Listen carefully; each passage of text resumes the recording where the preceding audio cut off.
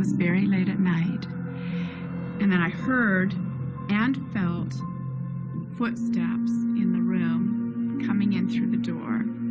I'm walking past the bed, and I couldn't see anything. I've never, ever, ever been so scared in all of my life, except for when I lost my son. I remember one day just being in the church, just playing, and I sort of had this feeling that somebody was with me. What does that mean? Like, why was she there?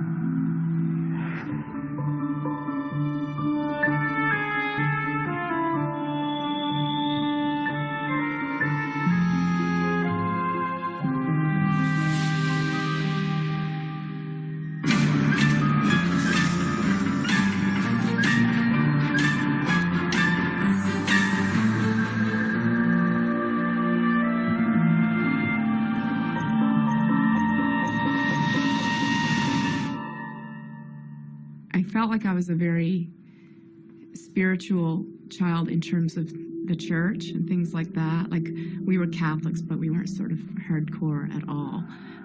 But I had like a little statue of Jesus that I used to pray to, and I really felt very connected for some reason, even though my family wasn't all into that. What happens to religious faith when you think you've seen something supernatural? Today in Ghostly Encounters, we'll meet a man and a woman who have lived that question. Hello, I'm Lawrence Chow. You know, when a lot of us were growing up, you just didn't miss church on Sunday. But today's world is spinning a whole lot faster, and faith, for people of many religions, is often put on the back burner. But sometimes a brush with the supernatural can revive a faith lying dormant. As a young mother, Carolyn had nightmares about losing her children. But when the nightmares turned real, she had a spiritual experience that she'll never forget.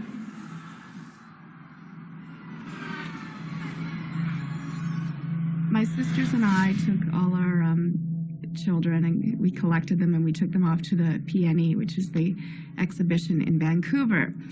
And the day we went happened to be Children's Day.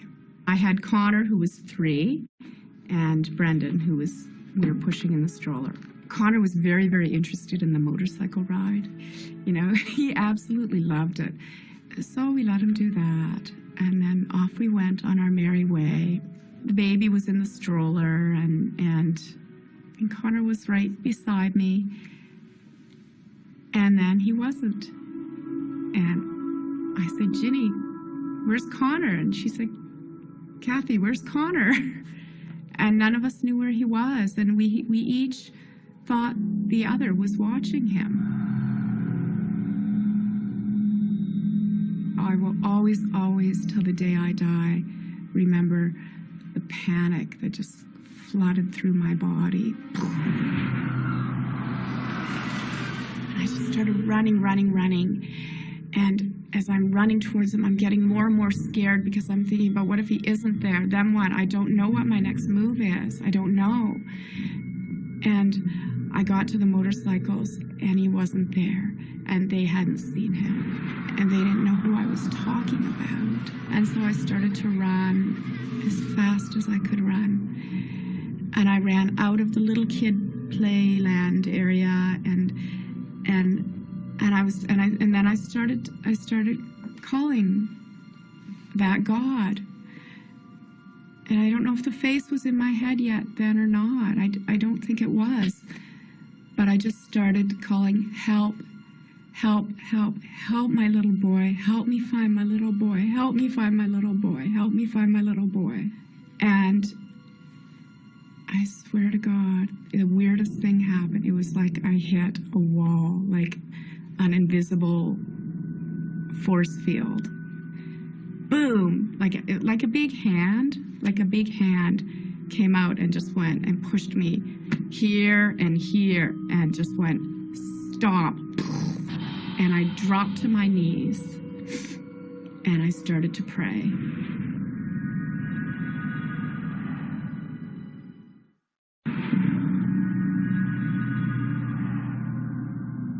And I was in the middle of the PNE with thousands of people around me, on my knees on the pavement, crying my eyes out and saying, help me find my little boy.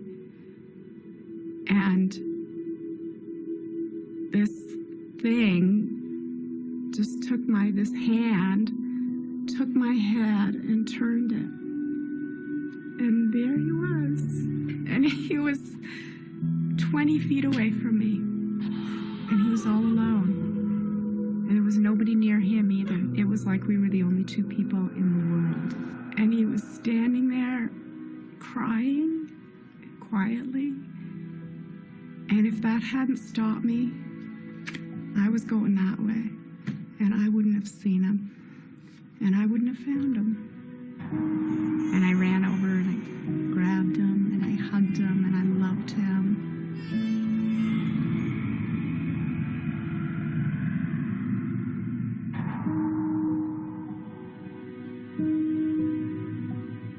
I think there are many names for God, and people might call it their name, and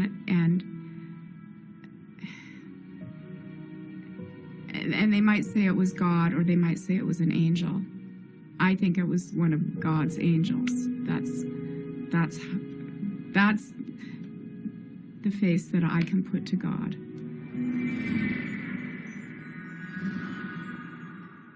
Angels are believed to have no freedom of choice. They are merely agents of God's will. The exception is Lucifer, the fallen angel. In Milton's Paradise Lost, Lucifer chose to reign in hell rather than serve God in heaven. So if angels do God's bidding, it's not surprising to hear that Carolyn feels God directed an angel's hand to help her. But before that day, there were years when Carolyn wouldn't even say God's name. I can't believe I'm going to tell you this. I had a really horrific thing happen to me when I was a teenager. It was a sexual assault is what happened.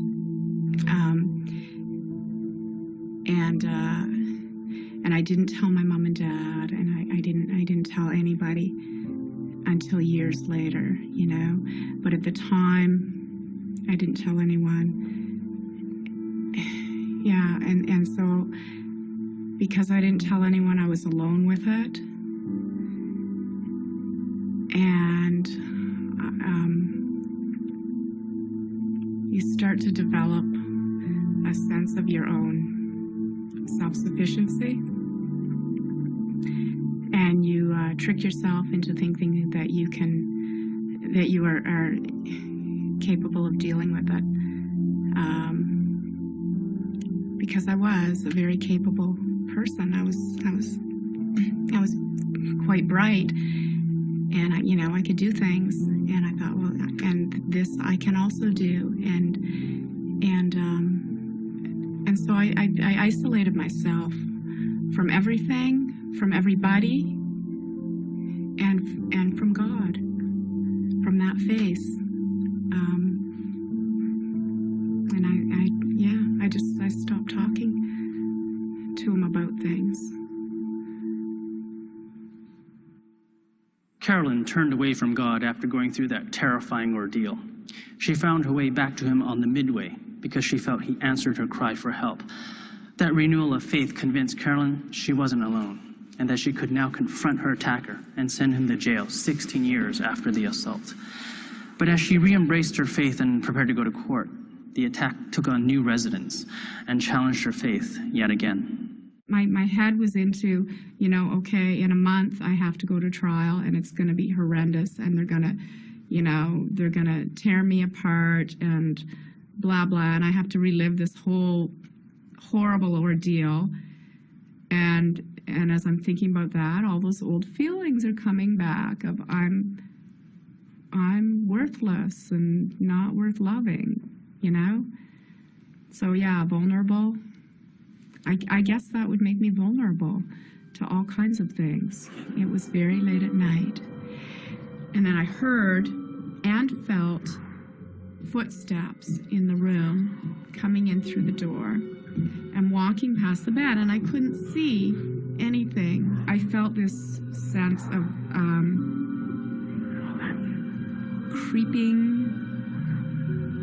evil that became overwhelming evil. I could feel it in my pores. I could feel it all around me. It was this, there's there is something unspeakably evil in this room right now with me. And then the chair moved as if whatever it was had climbed into the chair and rocked it forward and then rocked it back. And there it sat. I felt it watching me. I felt it sitting there, and I didn't ever see it, but I felt it sitting there in the chair that it had climbed into, and it was watching me, and I felt its eyes sort of boring through my head, you know, and through the covers, watching. I've never, ever been so scared in all of my life, except for when I lost my son. And so I huddled under my covers, and then I came up for peeks, you know, and then I started to pray, and it was that old prayer, the help me prayer. Help me, help me, help me, help me. And then on my next peek, the curtains did a little move, and I felt it leave. It sounds weird, which is why I hesitate saying it, but I feel like it was something that felt that I was at a vulnerable point and that maybe I could be attacked. Again, I asked for help, and I got help, and that's why I left. I mean, because I didn't do anything except say, God, help me, help me, help me. You know, I didn't string out garlic or do any of the things people do, right? But something compelled it to leave.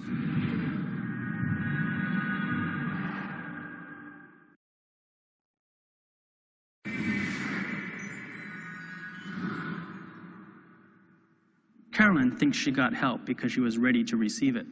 Her Catholic background made her open to the idea of spiritual beings in the world.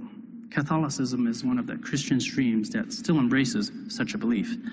Eric Robertson didn't grow up Catholic, but he was raised in an environment that allowed him, like Carolyn, to believe in spiritual beings.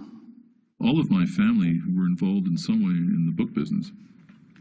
They were publishers, they were binders, they were proofreaders, they were all sorts of things.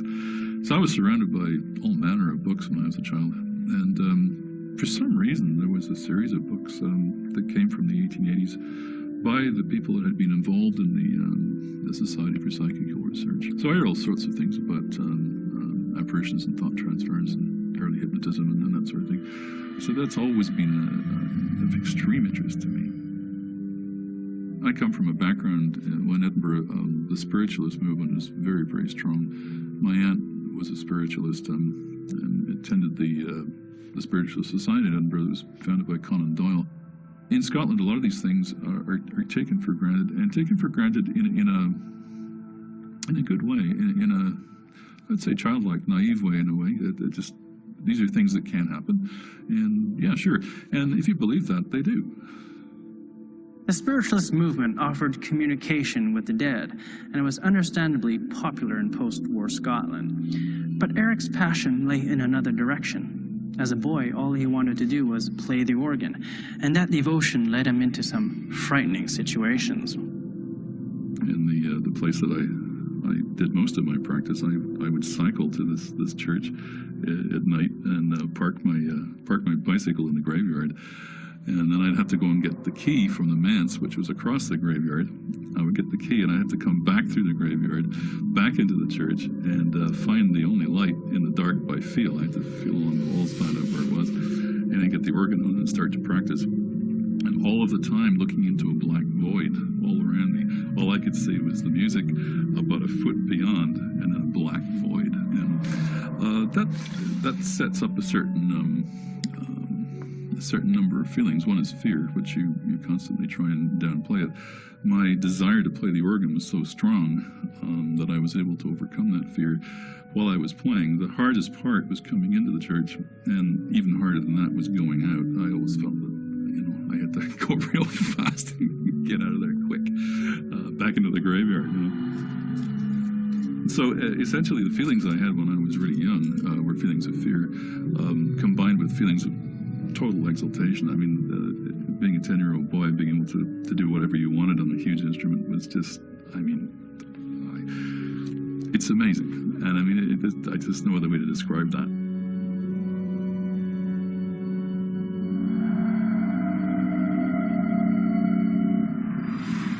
Despite his fear, Eric kept playing the organ. Eventually, his dedication brought him to Toronto, where he became known as one of the best organists in the country. It was there that the unseen specters he'd feared as a boy finally took shape. I remember one day just being in the church, just playing, and I sort of had this feeling that somebody was with me. It's not an uncommon feeling, because if you're in a big building, you like to know if somebody's with you. Anyway, this one day, it was actually during the day, and I was just sitting there, and I was positive somebody was there, but I was supposed to be alone. And out of the corner of my eye, I could see somebody sitting in the gallery of the church. And I was playing straight on, the gallery was off to my right, and I eventually turned my head, and then it went away. Like, it was just, because sometimes you get these little things happening. I started playing again, and I eventually looked up again, and I found that if I didn't look, I could just kind of look ahead of me. I could just see it peripherally. And it would look like an old person.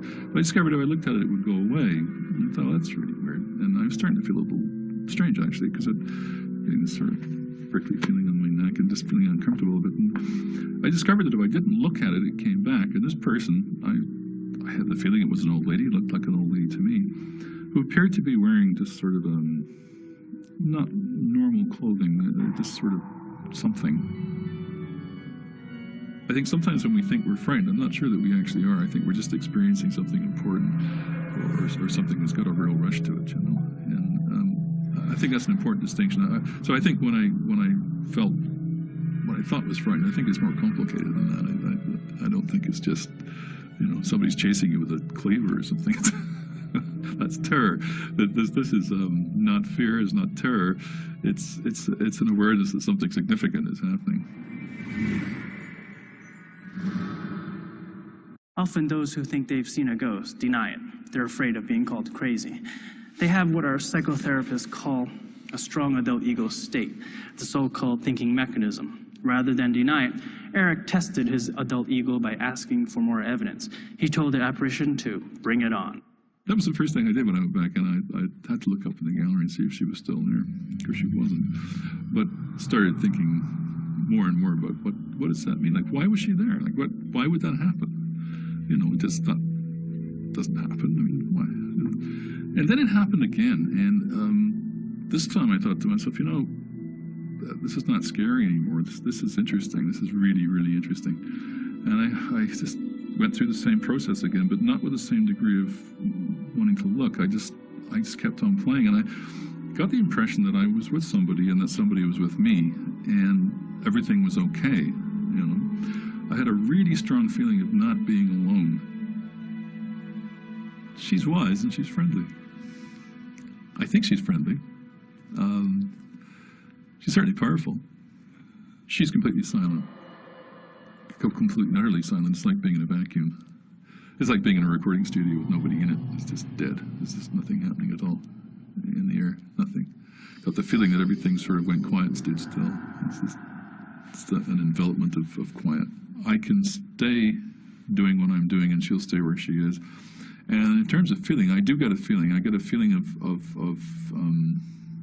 I guess a feeling of warmth. There's a feeling of safety, actually, in a funny sort of a way. The one thing about this whole thing that kind of I find upsetting is I can't talk to this person. I'd love to actually talk to her. Maybe I will. I don't know. I so far, she's not available. She's inscrutable. She's totally quiet, and she's totally distant, and totally focused. Totally focused on me. There's always a reason for her being there. She doesn't just show up. There's always something that I just in progress, or something's going to happen, or something's not right. It's that premonition that things are going to be all right. But you got to take care of things. You know, it's not going to be all right if you keep on doing what you're doing. Things have to change. And it's a message. She's sort of a message.